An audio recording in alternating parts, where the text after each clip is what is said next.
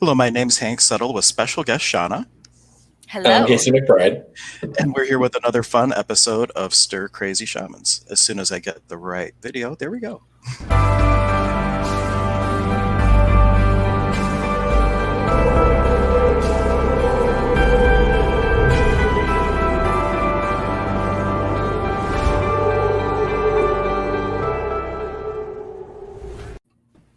Thank you, everyone, and thank you, Shawna, for joining us. I'm so excited to have you on.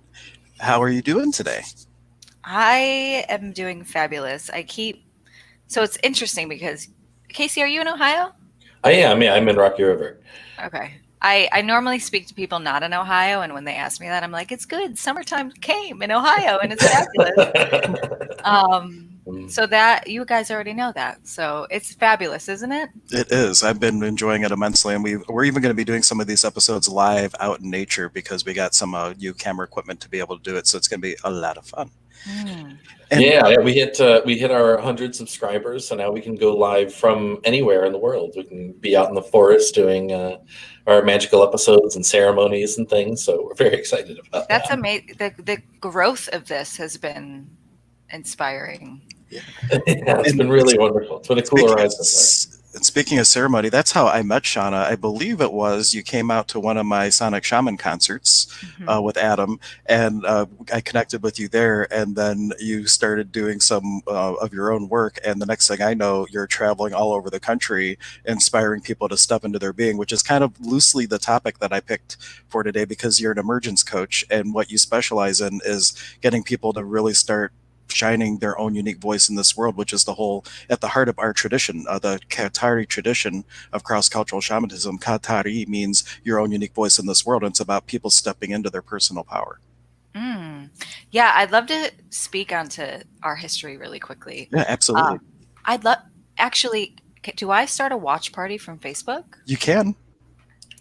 You find the video wherever you want to look at the video, like probably Stir Crazy Shamans is the best place to share it from or start it from.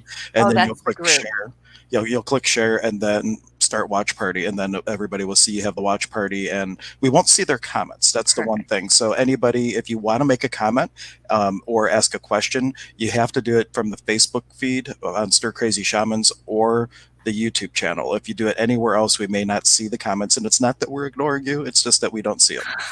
Or best bet if any of that just if you're on YouTube, we know for sure you'll see our comments there because we're on all different kinds of Facebook pages. So I feel like people might get confused as to which ones. But if you're on YouTube, Stir Crazy Shamans, then we will see the comments. Yeah, we'll see that for sure. We're also streaming to Periscope, which is like the Twitter version of this, so that's going all over the place. So pretty cool. Jeez. Okay, I will figure this out on the back end. So I think I'm almost there.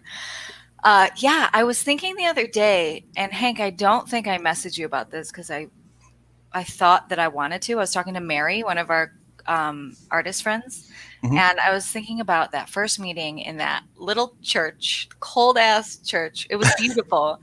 And then I also, the first time I met your partner, your professional partner, Ryan, he did this empathetic empowerment thing. And then now I just think about what was that, like 2.5 years ago? And I just think about how we've all just sort of expanded, and it's been this incredible, like I knew them back then, and it's been so cool to just like have that, especially locally, because a lot of my community is not local, so it's just there's something extra special because we're in And Cleveland. that is something that I've noticed. Like, I am way more successful, oddly, in like Buffalo. Like when I go to Buffalo, I'll sell out events. I'll have to add events because I sold out of things. And then here in Cleveland, it's like everybody already knew me when I was just getting my Reiki diapers on, and it's like, oh, so sometimes it's and I know it's just a point of view that creates the reality, but sometimes it's easier to have success in places where people never had a previous point of view about you than a place where they had the point of view where you started. So just a really interesting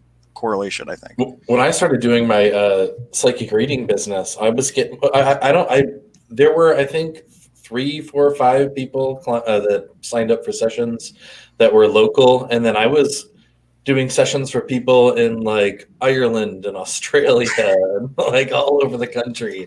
And so I was having to figure out like how to do like PayPal and like, accept like Australian dollars and things.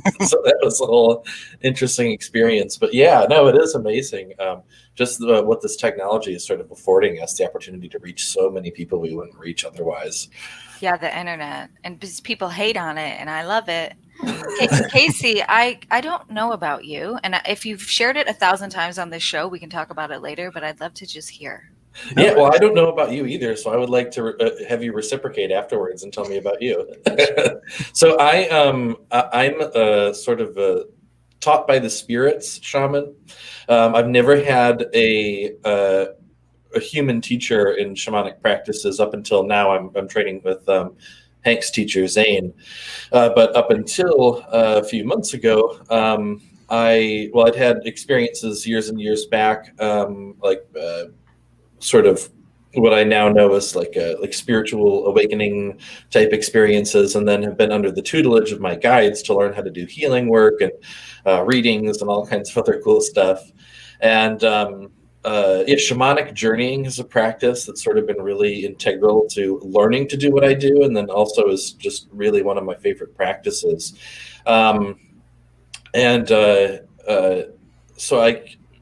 It's funny, me and Hank actually met, what was that? Like 8 years ago. It was before the first expo, and I don't remember if it was when Melissa had just got us a lead, or if it was when Pat and Jim still owned the store, but it was that long ago that we first met. It was a long time ago, and it was funny because I was just starting to decide that, all right, I know I want to do energy healing or the spiritual work for like full time for a living. Had no idea how I was going to do it, so I think I even did a Google like spiritual shops near me, and then walked into Goddess Elite, and Hank was there, and we had this really great conversation, and decided at the time we were going to connect, but we never did. We did. It wasn't meant to be. Until about 2 months ago. Is my phone? Oh, get out! Yeah, we haven't talked until 2 months ago, and he Googled, I think, holistic centers or shaman holistic or something like that, and he found the HHH center, and then he saw my picture. He's like, I know that guy, and ended up coming in for a session with Ryan and myself, and then the rest is kind of history. The way that I've gotten to know Casey is by doing this show. Right. It was funny. We originally Stir Crazy Shamans, Hank had just planned to be him going out and talking every day. And we were talking, and he's like, hey, do you want to be on the first episode as a guest? And so I said, sure. We had fun with it. And then I think we both realized that it was meant to be both of us together doing this. And then, as far as, so now I'm a licensed massage therapist. And I'm still doing a little bit of that with the COVID-19 thing. There aren't a lot of people coming in for massage, but because of all of this and massage therapy being shut down and having time to focus on other things, I was able to finally start a psychic reading business. And I say psychic reading, but it's really more accurate to say that I do like a type of mediumship. So I don't communicate with people's past loved ones like you would traditionally think in mediumship, but I communicate with their spirit guides. So beings like guardian angels and animal spirit guides, plant spirit guides, elemental beings, star beings, these kinds of beings that are here to help us to learn and grow and all that good stuff. That business like really took off just in the first week. I was basically like fully booked up. So Wow. And we got a comment from John saying that all three of us are not just shaman, we're all multitasking healers. Amazing. My brother was talking about shaman. Casey, I'm sorry to cut you off. No, It kind of sounded like the end of the. It kind of sounded like the end of the thought. You're perfectly fine. You transitioned well, so no worries. My brother. I'm sorry, I'm looking around. I'm trying to start this watch party. My brother was talking about shamans. I'm usually the one that's doing stuff like that. Oh yeah, he's like Hank's totally not paying attention right now. He's doing his tech stuff. I call him out at least once an episode for being completely distracted and not paying attention to what he's doing. I can see that. So does it share?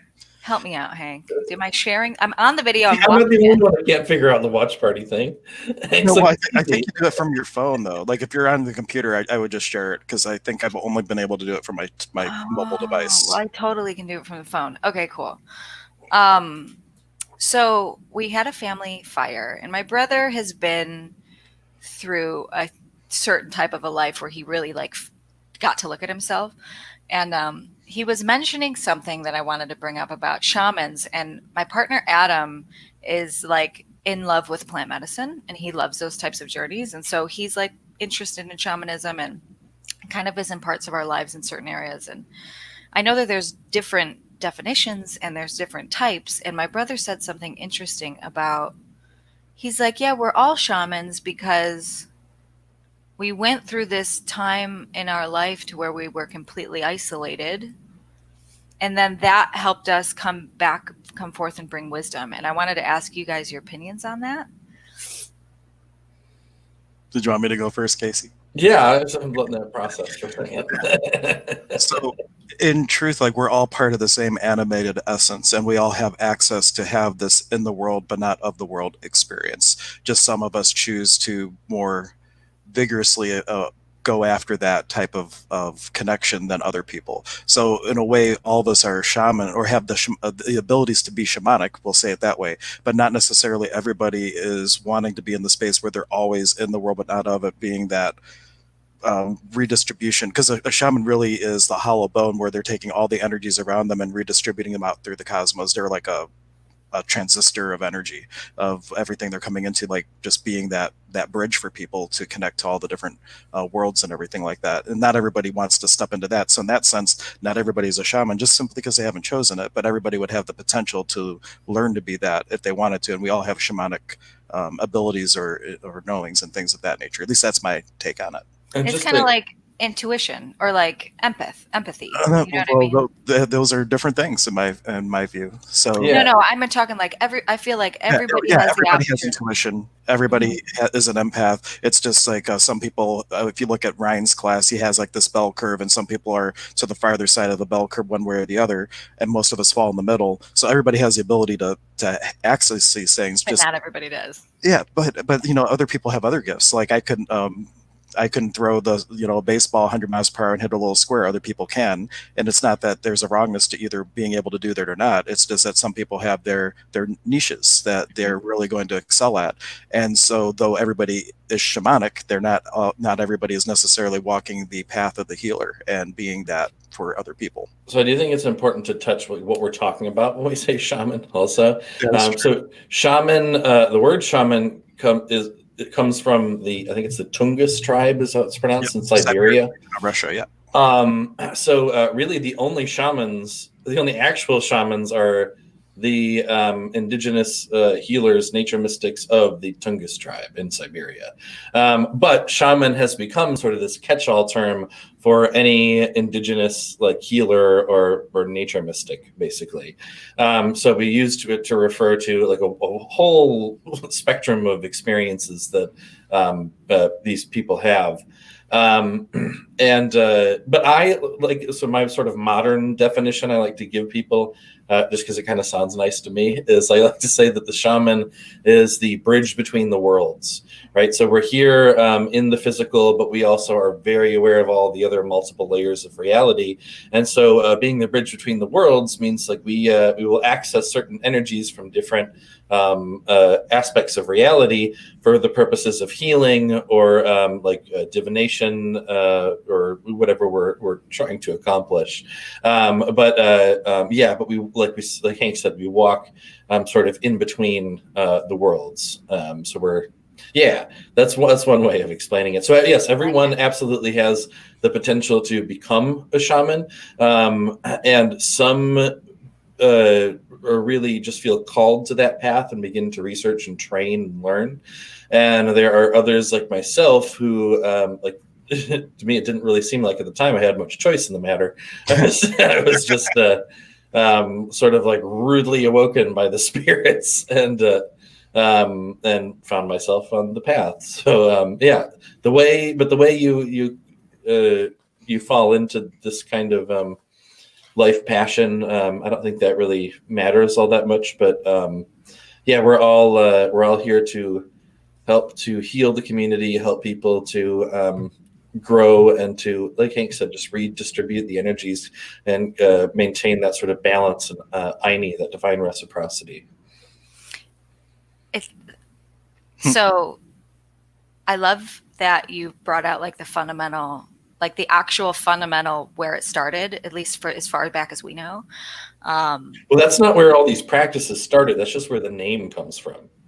Oh, But these practices of like indigenous healing and nature mysticism were all over the world in all completely separate parts of the world, well, seemingly separate parts of the world, so similar, very similar concepts and like things were being done in like North America as they were over in Siberia or in like Africa or South America, like the same.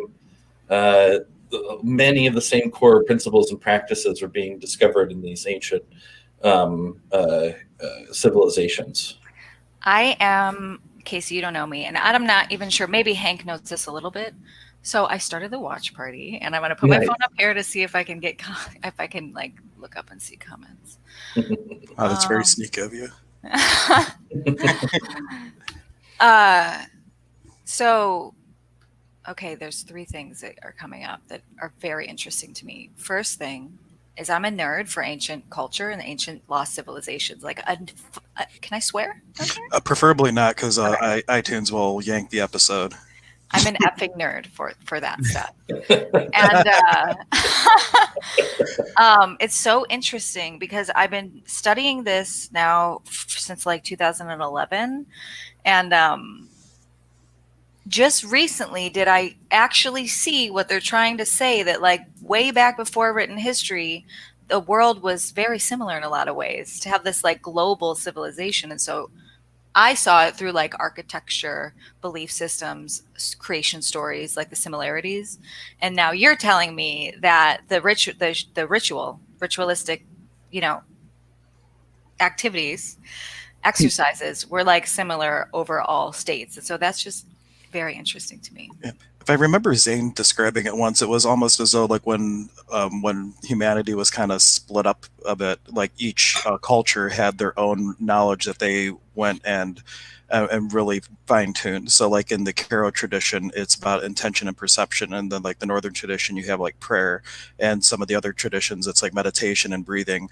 And so and then everybody kind of refined and really had a deep dive into that. And now the prophecy of the Rainbow Tribe of Man coming together again to share all the things that they know. So though there are similarities, they also have their own little nuances and specialties that they go in, and now all that information is coming together again. I think that it's so interesting because everybody always thinks that we're at this critical point of humanity, you know, and if something, it's like always the thing, right? Back through like all of the texts. And I have different thoughts about it. I don't know anything, obviously, but it's so interesting to just see how these patterns are coming back up, which reminds me, and this is, if I could get your permission to hugely shift here. Sure. You don't need to just do it.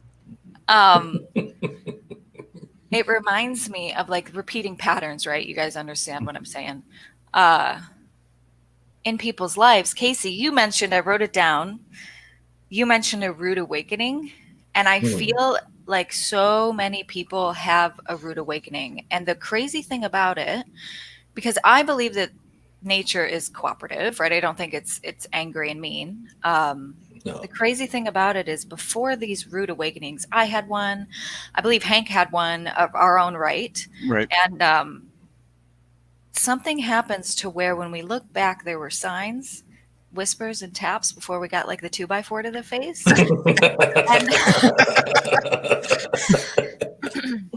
And I think in my work, at least, I work a lot with like emotional management, emotional freedom, habit forming, and like how the emotions take part. And I see that our emotions are a huge reflection. And for whatever reason, at least in the US, that wasn't something I learned growing up. And so I'm curious, like in the shamanistic rituals, I feel like just from the plant medicine ceremonies I've had and Hank's concerts, I feel like emotion is the key. And I feel like some people are avoiding that key because with emotions comes grief and anger and all these things. And when I see the emotional scale, right? They can like test the types of frequencies each emotion has, and like guilt is way down at the bottom, and up here is like love and bliss and all the good things, unity. What I see is like, right, there's this weird apex where it's like guilt, apathy, all of these, depression, all of these things. That there's anger right at this like apex to switch into the upper half. And that anger, I feel like, is the one thing that we don't want to look at, whether or not we were men and had angry fathers and we don't want to be angry, or we were women and we don't think that, like, it's not ladylike to be angry. And I feel like if we can realize and understand how to move through that anger, that would be like the apex to just move up and to be able to manage our emotions in such a beautiful way, to where we feel like we have control, and the dualistic perspective of B, we're okay. I'm okay if I wake up feeling bad, and I don't have to feel bad about feeling bad. Is this making sense? Yeah, especially the last part, I think, is the real key of it, is that you don't have to feel bad about feeling bad, giving yourself permission to feel the emotions and not judge yourself for whatever point of view you're having at that moment for being angry or anything like that. I know that's something as long as I've been doing this work and under the tutelage of my guides, I'd struggled with for a long time. And in fact, at one point, years ago, when I was dealing with a lot of really uncomfortable emotions and anxiety and things, I was studying teachers like Muji, and I'm trying to think of who else. But Eckhart Tolle, a lot of people know who that is. And those kinds of teachers that just talk about like the like oneness and source and that kind of awakening. And I had a shift listening to one of those teachers, and was in that space of just being as the oneness for a long time. And then even as like I got distracted by life and sort of wasn't always in, I mean, you never really forget it, but like was more up in the mind. And I had this idea that like I shouldn't really, like, the emotions coming up, that's just a distraction from oneness. So don't, don't give it any attention. Just like, all right, it's here, like, let's get rid of it on the piece again. And so I sort of had this like habit formed of, like, when emotions came up, just like, all right, how do I like just immediately dissolve that without really having to experience it. But then later on in my journey, learning from my guides, they really worked me through, like, no, it's okay to feel the full expression of the emotions and going into them with your attention, not running away, but really going into the emotions and feeling the energy and having the experiences. For me, oftentimes allows me to really release the ones that I guess aren't as pleasant, that I don't want to be experiencing. But it's like I have to really go deep into them and experience the full expression of them before they finally move on. And that was something that took me a long time to learn. So I don't know if that's more like kind of what we're sort of alluding to, as far as allowing ourselves to experience like the anger and being okay with consciously experience, because a lot of these things in access, we would call them distractor implants. And when you get angry, if you allow the emotion to rule, you're now in a state of reacting instead of responding. And afterwards you go, oh, that so wasn't me, why did I choose that? And it was because you weren't fully conscious and present with where you were at. And instead of the anger being a potency for you to facilitate change and possibility, it became a reaction thing, and now you're doing damage control. So there's like a skilled and unskilled application of each emotion. That is what is so interesting about anger to me. And even though I'm speaking about anger a lot, I don't specifically just like work with anger. I'm just going to open my window. Anger, as far as I've learned it, and let me just be clear to the whole audience, like, I am educated, self-educated, and I speak off of my own experiences and like the things that I've learned. So what I've learned about emotions and anger are, like, I teach people how to identify what they're feeling so that they can like calibrate to a different state. And anger, when you think about it, and when you think about like those super low emotions like guilt, grief, depression, there's not much movement in the body. You're not really feeling a lot of energy there. To where anger, to not only from what I've read multiple times, what my experience is anger is that first emotion where there's energy in the body. That's what people punch. That's what people run. That's what people work out when they're angry, And it's like, how can we utilize, like, it's just energy. It's just neutral. How can we see that and become the witness? And rather than, like, something I like to do is say, and this is for any emotion, is become the witness, and rather than saying like, I am angry, it's like, I'm experiencing anger, or I feel angry right now. And that seems to be a really good creating the space. So then you can take that energy and either like just allow it to express itself, scream in a pillow, you know what I mean? Or like utilize it creatively. Do you guys use anything like that? Personally, I do. I like just saying I am. I don't like putting anything else after that, because anything you put after that is a limitation. I am dot dot dot. Only there's no end to the possibilities of what you are. But if you start identifying with I am this, I am that, it's kind of putting you in a box. And I specifically had a bad taste in my mouth with I've been in recovery for 12 years from alcohol, and they always want to say I am an alcoholic, like when you introduce yourself. I'm like, that never resonates with me. I feel so much better just to say, like, I'm Hank and I cannot safely drink alcohol. Yeah. For the safety of myself and others around me, it's like a bad idea. So I just choose not to do it now. Yeah. But to identify with I am an alcoholic and all the stigma that goes around with that was where I started really looking at using those powerful words I am. And also looking at language. For those of you who don't know, my wife is German, and you would never say in German, I am hungry. You would say, I have hunger.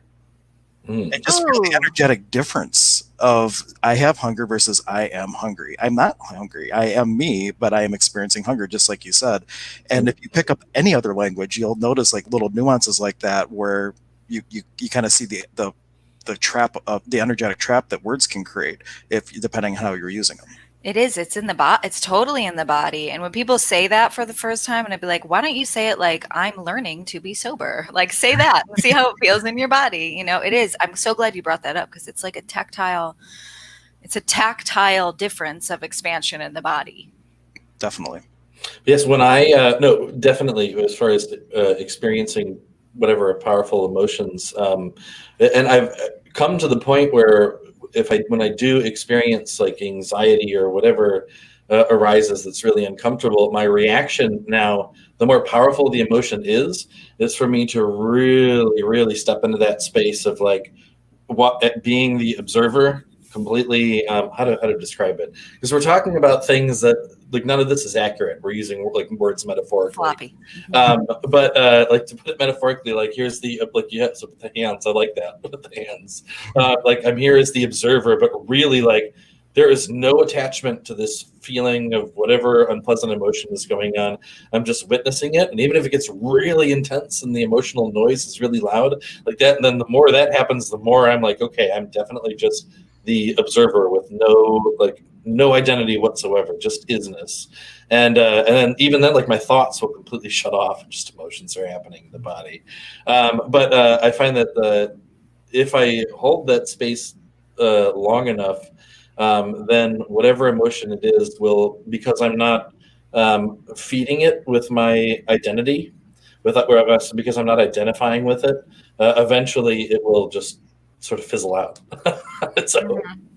And it's so interesting too, because when it fizzles, it changes your identity, right? Like it's this weird, I call it like empowered duality, because it's all together. And when I can like really separate from what's happening with my anger, I come back differently manifest.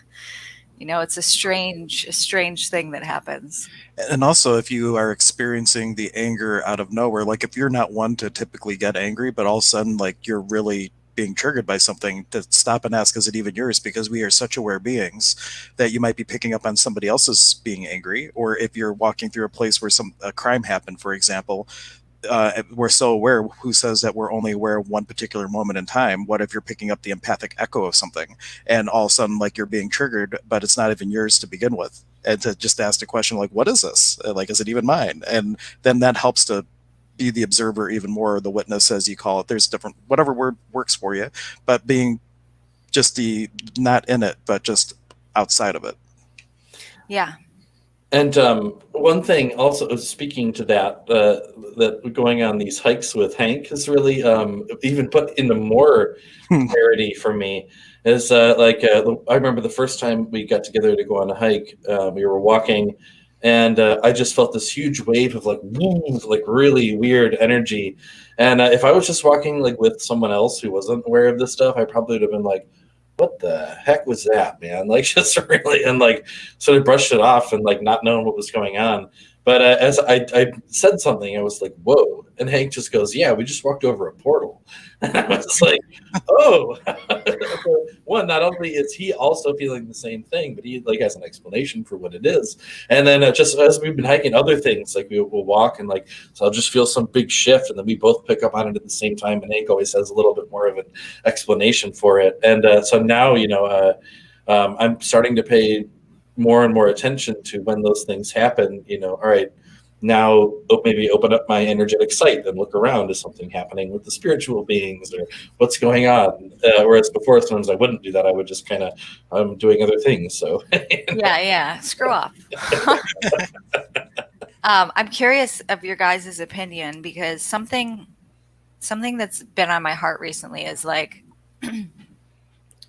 that's cool that I'm looking at the video. That's cool that the text comes up. Isn't it? Yeah. And for those of you watching on Facebook, what she was just referring to is when you start a watch party, it's like almost like closed captionings, and the text instantly comes up so people can read it if they aren't able to have their volume up. It's really cool. It's not always right. It says I'm Hank Stula or something like that when I say my name at the beginning, but it's still pretty cool. Yeah, so in my community, I work with many different people. I do work with mostly women, but I'm not like tied to them. My story just pairs well. And a lot of them would consider themselves like all of these terms like shamans, light workers, star seeds, all of these very spiritual terms. And something that I see is that, and Casey, you sort of touched on this earlier. When you started in your journey, you wanted nothing to do with those low level emotions. It's almost like we learn, and this happened to me too. However we awaken, we learn that like reality is considered an illusion, right? Even our personality is just like programs and all of these thoughts that were created from stuff that wasn't us. And then as we learn that, it's really empowering, because we're learning like different information than a lot of other people have, and we want to start sharing it and all these things. And then this point happens that I see where people learn the different information, they make sustainable changes in their lives, or they just make like big changes quick because they see that they have this power. And then at some point, the illusion becomes like all encompassing, and then they're not grounded in the fact that, hey, I think like we're all human right now. And so how can I ground in the fact that all of this is illusion? And I see that challenge with a lot of people who are taking a certain type of a path. And where was I going with this? So like they make a lot of progress and then they kind of fall back into their well-trodden wagon rut, or they get held by the illusion. Is that where you were going with it? Or they get stuck in the illusion? Yeah, because it's kind of like stuck in the quantum where nothing actually happens, but you just like see all the possibility and you're not taking any actions and like creating your own habits, and like that empowered, like bringing both the integrated way forward. Okay, I think well, at least I think I can relate my own experience to what you're talking about, because along with like not wanting to experience the lower level emotions, I would also get to the point where it's like I would go back and forth for a while, where I would be like really involved in doing healing work and like communicating with my guides and like learning to fine tune my energy manipulation skills and do all this stuff, and then like improve other aspects of my life and manifest all these amazing things. And then I would fall into like, okay, like just oneness and just like, I don't need to do anything because I'm perfect. It's all perfect. And then just being in that space, and like I've experienced a lot of peace and everything, but then like I wasn't doing anything with anything. And so I would kind of go back and forth. And now I'm like, again, finding this balance of knowing that, yes, we are always the isness, but we're here experiencing these bodies and this world of beautiful form, because it's awesome. So definitely there's some sort of balance that needs to happen between, just being as the isness with infinite possibility, and actually like enjoying the full expression of what's going on around us, and like consciously choosing to do things to better our lives. But if I heard correctly, it's more that they're consciously choosing to a point, and then all of a sudden there becomes like this blind spot where they start to not make conscious choices. And my feeling on it is that a lot of the peer pressure around people is like, well, how much change is enough change? Like when I was starting to learn all my different healing modalities, my wife was like, well, can't you just pick one? Like, why do you have to keep learning all these things? You know? I'm like, because that's what I do. And it's kind of feeling the energy between, like, as you step into this, like, well, this is good enough versus how does it get any better than this, to use that access tool. And it's like, well, you had all this change, you've come so far. Now I can kind of like, sit back a little bit. And once you start to sit back, Oh, you're not asking the question anymore, well, what else is possible today? How could I create even more and change this world even more today? Instead, they're kind of coasting, and there's only one way you can coast: downhill. So if you're not son of, always asking the that is question, incredible. yeah, if you're not always asking the question, how does it get any better than this? What else is possible today? How could I be more me today than any day I've ever been before? Then you start to settle for the duality, and you don't have to.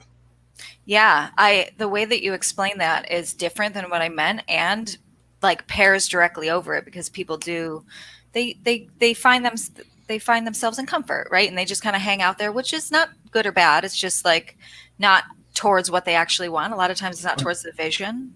And that kind of stuff sticks us even worse. Like something's not working for you, you go out of your way to make it better. If something is working for you, we don't always ask, well, this is so great, how does it get any better? And the universe is just waiting to show us. But if we never ask that question, like the next thing never comes. And so that's a big tool in access, is whether you just stubbed your toe or you just won the lottery, how does it get any better than this? And you keep that momentum, that upward spiral of possibility going.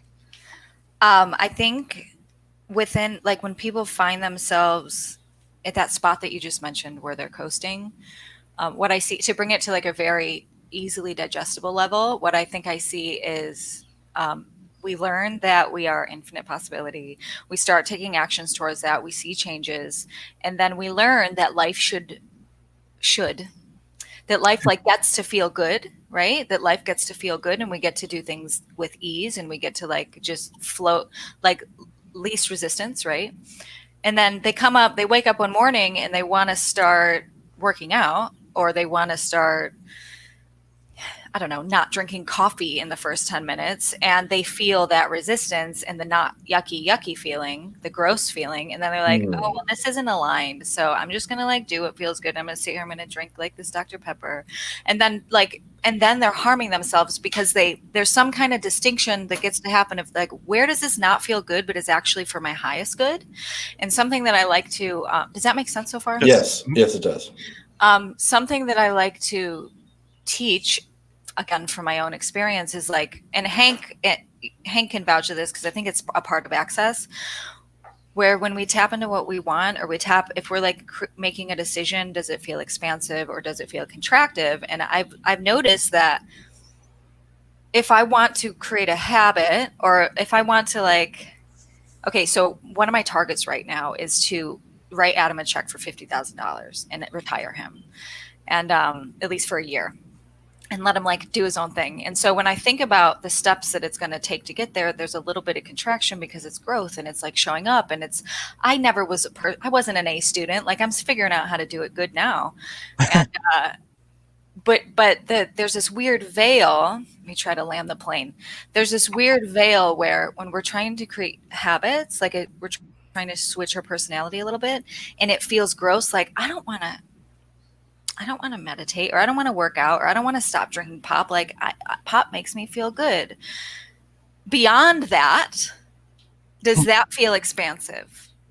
Right? After, like, let's pretend that you already did the thing. Does that feel expansive? And then that's where we move. Well, and I give people the tool, like, ask, if I do this, how does it feel a year from now or a month from now? And you put it out on a trajectory, so though it might not feel light in the immediate moment, but after you get past that hump, then it definitely feels light. And a lot of that is the ego. This is my opinion anyway, is the ego desperately trying to get you to pick what it feels comfortable with, because its job is to make sure you survive. And it knows that you've survived your worst day of your life, and it will let you repeat that if you allow it to manipulate you into that. But something new that you've never done before, that's a new possibility, the ego's like, I don't know the outcome. Don't do that.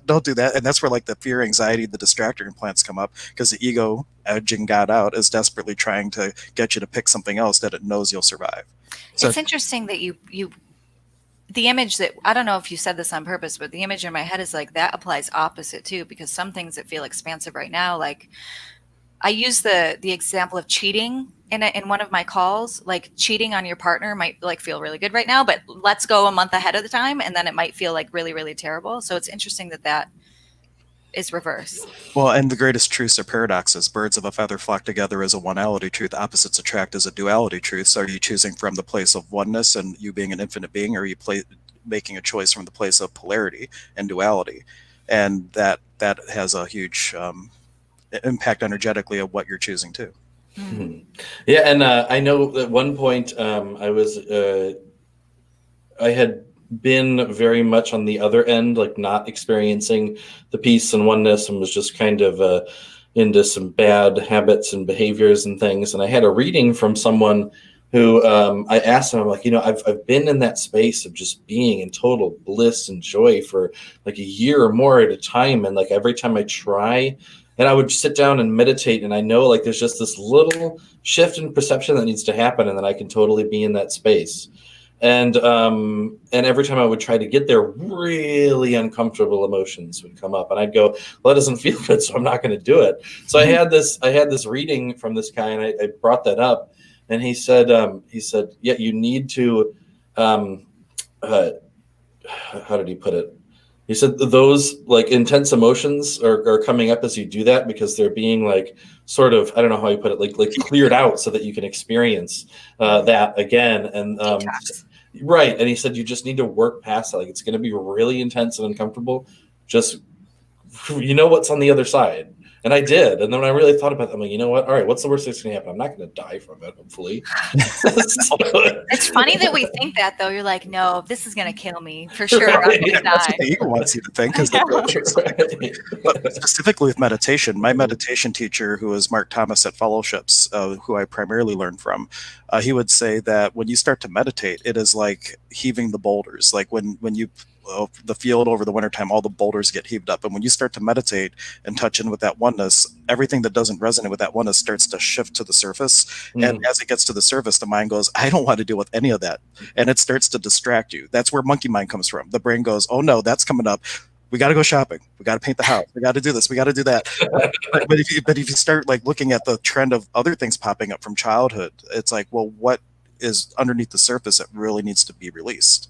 And that's what meditation does. And that's why it's so uncomfortable for so many people when they first start, is because all that shit, literally spiritual human in transition, it's an acronym, not a swear word. You got that, iTunes? It shimmies to the surface, and then we can have a conscious choice around it. And then there was one other thing I was going to mention with that, but it's kind of fizzling. So maybe, yeah, that it opened something up for me, and maybe it'll come back to you. But first, Casey, do you know Ashley Rose? We traded readings at one point. I work with her. We work together. She was saying hello. Yeah. Casey, hey, Ashley. Just not saying hello to me. That's okay. It was nice to almost meet you, Ashley. Ashley, say hi to Hank. She was just saying that meditation was the energetic detox. And then just recently she mentioned that I let it kill me and surrender to the metaphorical death that is activating the high level intensity in my body. Then we level out. Yeah. Sometimes it does take that sort of like, all right, you know what, if I'm going to die and that's going to bring me like peace, fine. You almost have to say that to the ego.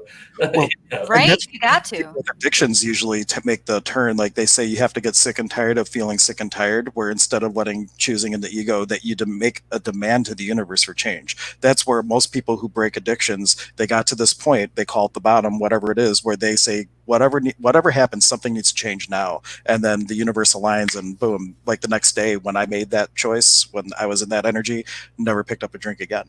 And it was but it was a very clear, and I wasn't doing anything different. I was being different in that moment, where I was like, God help me. That was essentially the prayer, like, universe, do something. Something's got to change. And then everything changed. That's amazing. Literally overnight. I have, it's kind of similar. But I wanted to say something first. Oh, okay. So don't let me forget, I have a story. You were talking about how that when we meditate, when we start to like rise these rocks up to the surface, and of course I think about like the frequency, just like separating the things, but we want to go shopping, we want to clean the house, we want to just like call our aunt we haven't talked to in 5 years, like it's time. And So Ashley and I, if she's still on here, Ashley and I are part Finally of a said program. hello to me. And she What's says that you two, well, Ashley finally said hello to me. Hello, Ashley. I feel included now. Ashley also said that you are her partner in crime. We are. We teach women. So this woman, Kiara Mizuko, created a program to teach women how to create their own program and sell it at like high ticket prices. And Ashley and I are the coaches we're success coaches in there. So we are. Anyways, I'm teaching these women, and I want to again just bring this to people who, like, maybe there's people who want to make change and like they haven't even realized that they can, or they haven't experienced that they can, but they know that they can. But then they see people like us who look successful, and they think like, oh well, they just must be different. They just must have a weird past. Like, people actually have been envious of my disease because they think that gave me the permission to create my life, right? So anyways, Ashley and I we're in this round, and this is what happens when I feel like you're the teacher or the mentor. It happens so often, and I just want people to feel okay that like they get to be human, and the master is always practicing. So we're teaching these women in the program to like sit down, don't get distracted, like this is what you can do to create this program, to create your life and make this money, to make this impact. And we're telling them that they're going to find themselves getting distracted. And in the same week, I was actually creating a different program for myself. And I'm like talking to the women on Facebook Messenger, telling them like, I think like interesting, convenient that you got stuck at the grocery store for 4 hours. And I realized my closet was half emptied out, and I was reorganizing my closet when I wanted to be like creating this program. And it's just so interesting because like everybody has their own stuff. It's just different levels. Like the women I teach are just like 2 steps behind me, as I'm sure the same as you guys. And so I just wanted to like share the fact that perfection is elusive. Right. And I like using the example, whether you believe in Christianity or not, in the Bible, even Christ wrecked the tabernacle once because he lost his cool. So even like one of the most noted ascended masters on the planet had a moment of human. So it happens. We're all spiritual beings having the human experience. And I like the saying in AA is you practice spiritual progress, not spiritual perfection. There's always like this refinement of your inner light that you can express with the world, and to not lose sight of that, and not to think you're ever done, because you're not. You can always refine it or make it something different and create more possibility for yourself and for the world. And one of my the teachers that I followed for a while, Muji. If you guys haven't checked out Muji, check out Muji. I love the name. Just because of the name, I want to go look him up. Mooji, Muji. Sounds like my spirit wolf animal, Moogie, almost. I love the name. He's anyway. So he was talking about how even the most present person on the planet, even the greatest, wisest sage, the most highly enlightened person on the planet, they still have moments where they become distracted, have emotions, or like are in the realm of thought and the mind and all of that. The only difference between like those really, like people who we perceive to be these wise masters or whatever, and people who aren't like that is they've just practiced more and got a little better at staying present a little bit longer. And then also like this whole idea of like enlightenment, of like when are we going to be in that space of knowing the oneness and the isness and like always being there. And he said like people have this idea that there's this big like boom explosion shift that has to happen, but really it's when we're learning to meditate or like practice our mindfulness meditate or like practice throughout the day, maybe at first we're mostly up in the mind and distracted, and then we have a moment of being present, and then we're like distracted, and then we're present, and so maybe it's only like a second or two at a time that we're present at first, and then you practice for a while, and maybe it's like 10 seconds at a time, and then you're in the mind for like 5 minutes, and then 10 seconds of present. And then at a certain point you have that like an hourglass, right? Like there's just one grain of sand falling through at a time, and then you keep practicing that, and then now all of a sudden there's equal parts sand at the bottom of the hourglass and in the top, so we're like present for half the time and then not present. So is it like when the next one grain of sand falls through, is that when we're enlightened or whatever? Or you're enlightened when you realize you don't have to be enlightened, right? So but yeah, no, in terms of you were talking about like there is like trying to achieve some kind of spiritual perfection that we're never really going to achieve. Just realizing that where we are right now is exactly where we're supposed to be, and allowing yourself to be distracted and being okay with that. That's a big thing when people start to meditate, even just not in their daily mindfulness extra or practice, but just in sitting down meditation. People have this frustration of like they're focusing on the breath or whatever it is, and then their mind starts to come and they go, dang it, why did I get distracted? And then now they're more distracted and they got emotional about it. So I always tell people when doing this, big thing I emphasize, and people ask me about like, how do I start meditating? I say, just know that the distraction part is successfully meditating. If you're becoming distracted, you're successful. That's half of meditation. Without the distraction, you wouldn't have to meditate. So when you become distracted, just recognize that you become distracted, and then gently, without commenting, bring your attention back to whatever it is you were trying to focus on, and realize that realizing you become distracted and bring your attention back, that is the meditation. Right. Pram says that too. Like he said that like through life, we get this little robot that starts driving around everywhere. And a big part of having the awakening is just to notice that the robot is driving and to take the reins back and show up and experience your own life. And the robot drives less and less, and you're more and more present in every moment that you're responding through life instead of reacting through life. And meditation is one of the key things that gives you that ability to notice when you're distracted. And noticing, just the fact that you're noticing, like Casey said, that is like 90% of the battle. Yeah. And then I'm gonna turn off my camera and mic here really quick. I have to run to the bathroom. I'll be right back. Sorry. TMI, Casey. Have fun. I have a really interesting thought that's been rumbling, but I'd like to wait for Casey to come back. So what else? Well, he has his headphones, so you probably can hear us. How weird. Oh, he does? Okay. Well, I think so. That's kind of a funny image. So the conscious, you know what I'm saying when people just say like the conscious community, like people who are like, so like the collective of people who consider themselves conscious or work to be conscious, like that can join in conversations like this or want to, or just people that want to consciously create their life. A lot of times they're spiritual. But that seems to be the goal, is being conscious, right? And so the unconscious or the subconscious has gotten ridicule.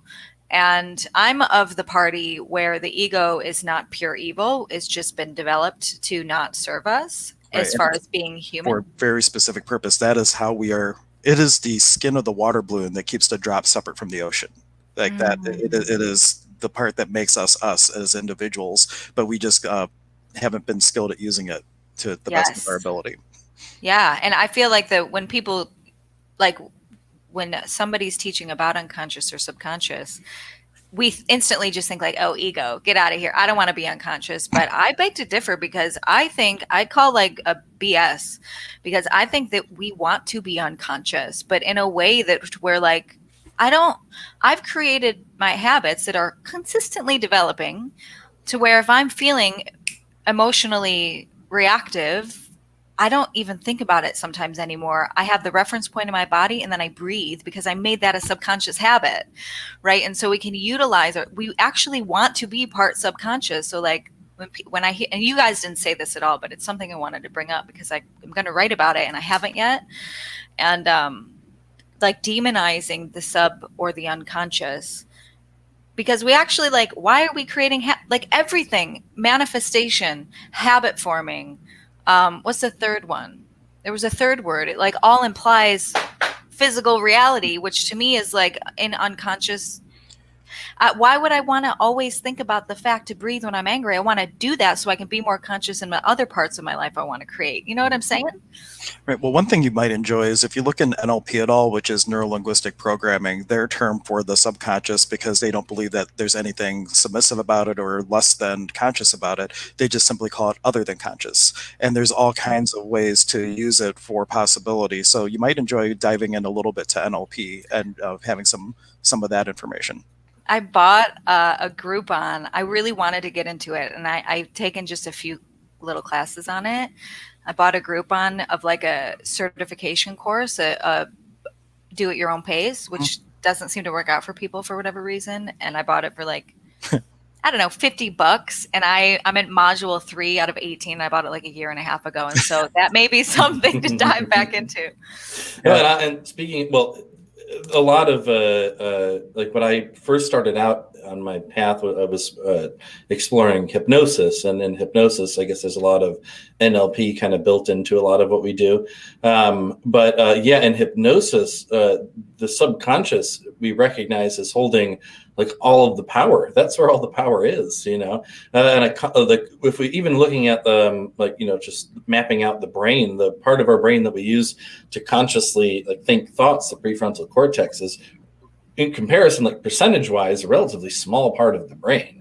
And just looking at the room around us, like we have this computer screen, we can see all this complex detail. Just looking at the microphone in front of me, like the wiring and like how complex all this is, and the sensation of how I can feel all of that. This entire reality around us, all the sensations that we see as like physical, all of the sights that we see as very solid and real.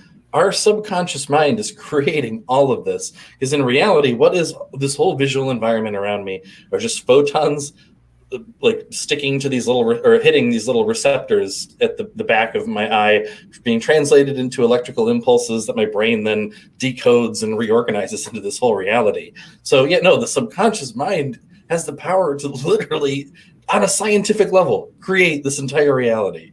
And so, yeah, no, I don't know why anyone would view the subconscious as being a bad thing. It's where all the power is in creation and creating all of this on a physical level. You know, one thing that I like to say from the shamanic, or at least my point of view from the world of shamanism, is you are the conductor of the orchestra. And in order to be able to create to your greatest potential, you need to know or be willing to experience how you could have every instrument play do what it's staying in part of your song, and not to turn a blind eye to anything, because in a sense you're cutting off part of you. If there's anything that you say isn't good or that you can't work with, won't work with, that's one aspect of you that you'll never be whole now, because you're not willing to look at it or learn how to use it skillfully.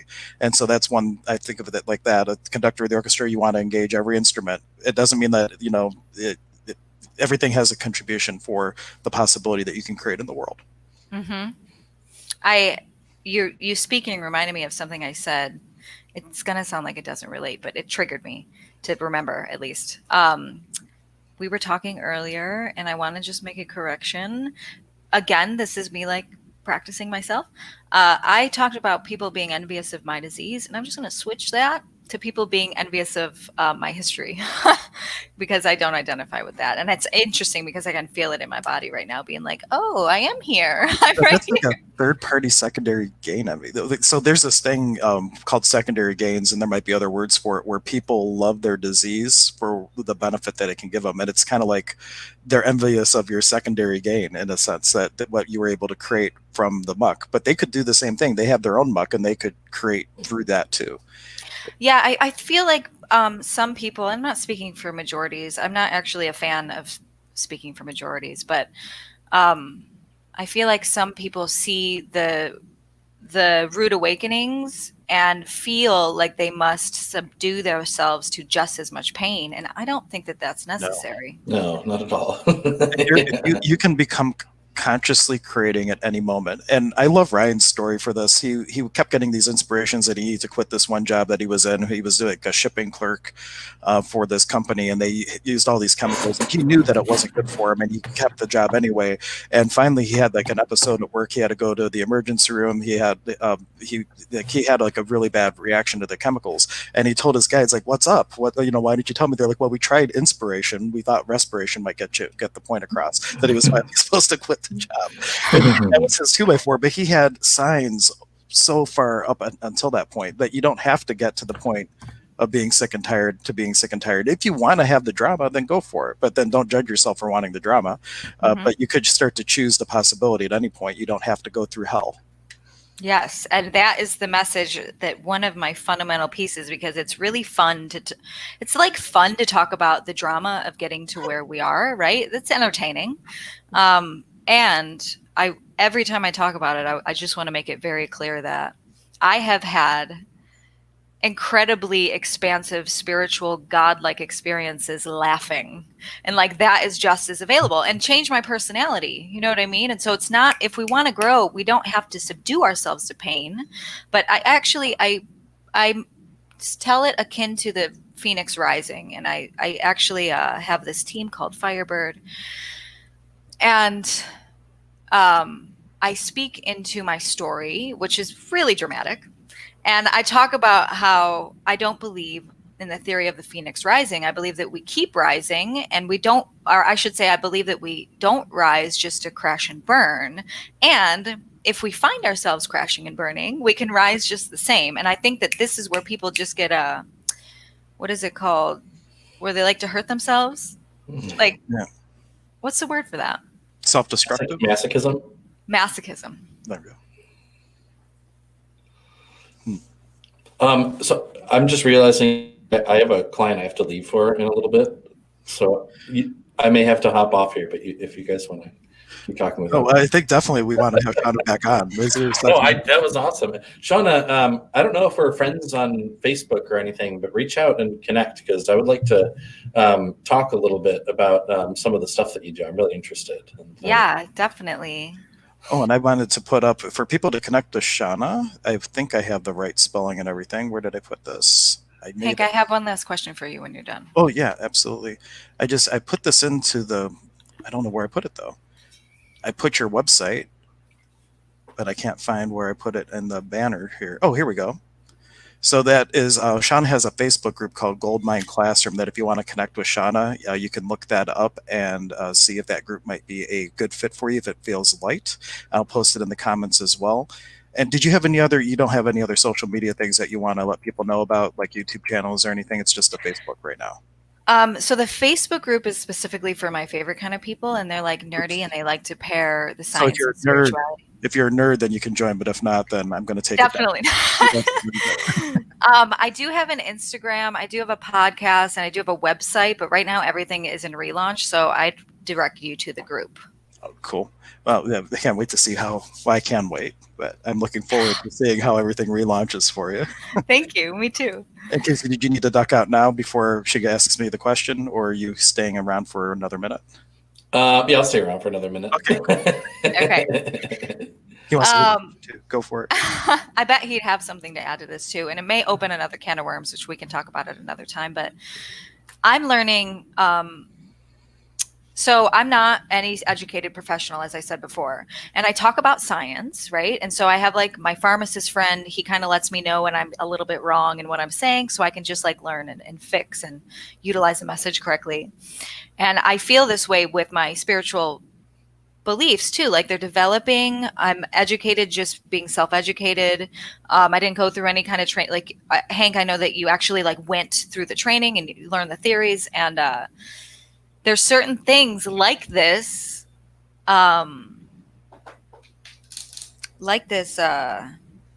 Phoenix thing that I say. And I know because it's interesting, because I got a little weird. I got like you had a thought about it, and I love that it even came up, because I feel like the archetype is probably correct. The whole story, I mean, it's been around forever that I know of. And there's this weird spot where people take these old archetypes and they make it about masochism or hurting themselves or needing to do this thing. And so, Hank, do you have anything to say about that conversation of the Phoenix at all? Because I'd love to hear it. Well, I'll if Casey does have something to contribute, since he may be more in a time crunch. Sure. Is there anything you would want to speak to first before I dive into that? I don't know. I guess I don't really understand what you're wanting us to talk on. Well, the Phoenix Rising, like the need to die or to go through massive shifts and change to reemerge as something new. Because I tell people that I don't agree with it, and I do know that it's probably correct on some level, but people think that they have to hurt themselves to grow. No, okay. Yeah. So no, yeah. Like, well, for some people, maybe that is necessary, because that wouldn't have afforded them.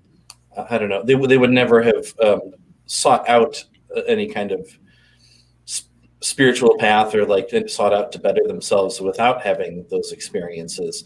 Like for me, I was heading down like a very miserable path. Like I was an atheist and was like very much like into self-destructive behaviors and patterns, and I wasn't looking to change that. I was just like fine with going on that path. And Spirit was like, no, buddy, this isn't where you're going. So I went through immense suffering through my awakening process, but I feel like where I was at personally, like maybe if I hadn't experienced that, I would never have found this.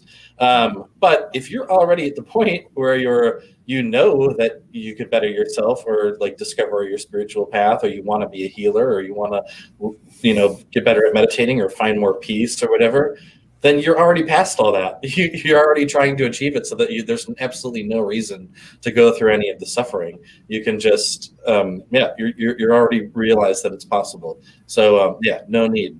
So you're saying it's utilized, and then at some point it just doesn't become necessary? Well, I guess what I'm saying is that, like, for example, it happens both ways. One, either people are maybe so content and at peace, and they have like a really good life or whatever, and they never find the need to like discover anything deeper, and so there's nothing motivating them to change anything, or they're so content with being miserable that they don't see any reason to change, and maybe like, so the universe goes, all right, well, you need this really intense experience to make you realize, like, all right, what's going on? Let's figure this out. But for people who already recognize that, finding deeper peace or discovering their spiritual path is a possibility, it's something they're trying to achieve, and then thinking like, but I need to go through that suffering that you went through to get there. Like, no, maybe I just had to go through that suffering to get me to realize that was something that I even needed to be looking into. So if you already realize that it's something to strive towards, then why feel like you have to go through the suffering? I guess. I feel people utilize that in long-term patterns, even if they're successful. They're just like, I always just crash and it always happens. And it's like, does it have to though? Well, think of all the success stories that we have from people who are really rich and things. Like, how many times did they have to file bankruptcy before they became successful? And where do we buy into the point of view? If I really want to be successful, I have to fail this many times before I can have success. And that's just a point of view we buy into, and your point of view creates your reality. So if you have the point of view that I got to crash and burn 10 times before I'm successful, then that's what you create, but you could choose different. It's not forced. This is a whole different kind of can of worms because I have to run away soon. I don't have time. Nice to meet you. Yeah. No, but I was going to say, I think a lot of those stories that we're told about, like, you have to work really hard and you're going to fail over and over and over again before you finally find your success. I think those are, like, in a way, programs put in place purposefully by people in power to keep the majority of people from actualizing massive success in their dreams and things. Because if we're programmed to think that we're going to have to go through a lot of suffering to find success, then a lot of people are going to go, well, that's not worth it. I'm not going to go. I'm willing to settle for my little corner in the world then, instead of demanding more. Right. But that doesn't have to be the case. Cool. Thank you, Casey. So, yes, but I am going to have to take off here. So it was really wonderful to meet you, Shawna. I would like to connect further. Definitely. Please. Oh, and I'm sure Shawna will be back on again. Have a good one, Casey. I'll have a few more things to say on this. Bye. All right. Take care. I'll see you guys. Okay, he removed himself. I almost double. Oh no, he closed the browser, so he's totally gone. The other thing with the Phoenix is it's almost as though, like, take Goddess Elite for example. When they had the store fire, she redid her logo with the Phoenix coming up out of it, rising from the ashes. Life dealt her that experience, and if you have had your whole world crumble around you, you get to reaffirm and say she could have done anything. She thought about going into forensic accounting and doing some other things from her background, but she chose to recreate the store better and like being all in with what she was choosing. So what if, when you do have these experiences of the Phoenix, it's about a time where you can truly put out to the universe who you're going to choose to be in the world, congruent with all levels of being. You could choose to do anything after something like that. And what does it say about you as a being and a person? So those are huge defining moments of who you're going to choose to be. Do you have to have it? Absolutely not. You can, and I think the other thing with it is sloppy. I want to use the word sloppy manifestation, because how often do I have a reading where someone says, do you see me having a new job? And it's like, you already know they haven't done a resume. They're not even looking. So people are putting intentions out to the universe and then doing no effort on their part. So it's like, universe, I would love to live somewhere else. I would love a new job, but they're never asking the question, what can I do to row my side of the boat? That's the analogy I use. So if you're like, the universe has one oar, you have the other one. If you're working together, you're making progress. You're going where you want to go. If you tell the universe to do something and you don't even have an oar in the water, your boat goes in a circle. And it takes the universe a lot longer to create something different for you, and sometimes it shows up as what appears to be destruction because you didn't take the part of you actually co-creating with the universe. You waited for the universe to hand it to you, and the only way it could hand it to you is through a layoff or through something else. But it brought you the circumstances that put you in a place where you had to choose and start rowing. That is kind of like my analogy for that. Yeah, that it's beautiful, and it pairs well with the way that I think about it, because it's not, doesn't mean we're wrong if we crash and burn. It just means that we can just, like, everything is an opportunity, and especially the slingshot effect that can happen in the burn is very real. How much time do you have? I have. We can keep going. Okay. We could also plan for another one, because this has been really great having you on. You are very well spoken, and you have a lot of great views on things that pair well with us. I love the terminology you use. It pairs well, like a fine wine pairs with us. Yes. We pair well together, Shawna. I just have one last question then, unless it goes to places, and I'd love to come back on. You guys have like all these shows now. It's incredible. The thing that I find challenging as a leader, and I'm assuming you consider yourself a leader in certain situations. Like, of course, I'm not a leader everywhere, but I am as far as my career is concerned. And to pair off the Phoenix rising, the thing that I find challenging is speaking into the archetypes of pain, which give us an opportunity. Like, they always give us an opportunity to grow, right? Mm-hmm. Or speaking into the pain of even my story. And how do I want to say it?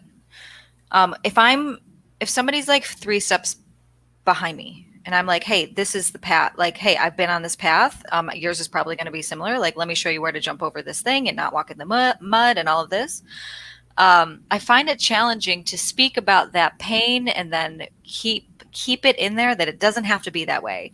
And I wonder if that's something that you find, because I don't want to reinforce the fact of, hey, you better hurt yourself to move forward. And I feel like so many leaders, at least in my community, thought leaders say that, and I just don't. I'm like sticky right there.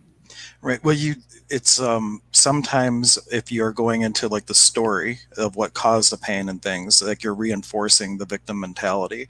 And so, like, in like soul retrievals, for example, there's different ways to do it, but the main thing is you need to know what happened, where it happened, and who it happened with. But you don't want the context of the story, because that reinforces victim. You're just asking for kind of like these little coordinates of where in the ethers do you need to go for the soul piece, but you're not giving the client the opportunity to really dive into the story of it, because that can reinforce the victim energy. Or with pain, were you referring to physical pain? I wasn't. Any kind of pain, like mental pain, just moving, because there is a truth that we move into our edge to expand, right? And people use different words for the edge. They call it pain, they call it stretching, they call it Being uncomfortable. Resistance. Yeah. A feeling of tension, like we were talking about before, like, oh, exercising feels tense, but the Yeah. end feels light. And some people think that all of those terms equal pain. Right. Well, that could just simply be a shift of point of view. Like, if they have that point of view that it's pain, that creates your reality. But if you can step out of, that's an interesting point of view, that I have that point of view. That's an access tool that there you can step out of the judgment of what it is. And that's what they say with empaths too. You name it, you claim it. You're aware of an energy. Once you've identified it as anger, you've now claimed it, and now you're having the experience of someone else's anger. But for that other person, it wasn't anger at all. It was potency. And through my own filters, I label it, and now I have an experience that I didn't have to begin with. And the tool from Access for stuff like that would be interesting point of view, because it puts you in the place of being the observer, the witness, or whatever words you want to use for it, but you're not in a place of judgment about whatever it is that you're experiencing. Or to use Ryan's terminology from empathic empowerment training, it's the difference between sensing and feeling. Sensing is the awareness of an energy, feeling is when you've labeled it, and that's when you would have a bigger experience of it having to be pain. and something else that goes along with that is we have the point of view a lot of times that if you spend 30 years of your life screwing yourself up, you need to spend an equal amount of time fixing yourself. And it's not true. It can be an instantaneous thing. But you almost feel like if you don't have to work just as hard fixing yourself, it doesn't give value to the story that you went through. Right. Yes. So I thank you for that. It's a part of my leadership that I just want to take very responsible. I just want to have a lot of responsibility for that message. So I appreciate that because I could use that with people. Yeah, absolutely. And myself. Awesome.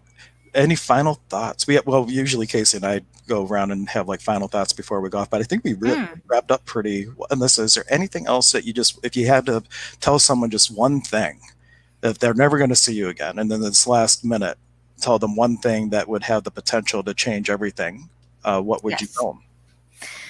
So I have a metaphor of creating momentum in our lives.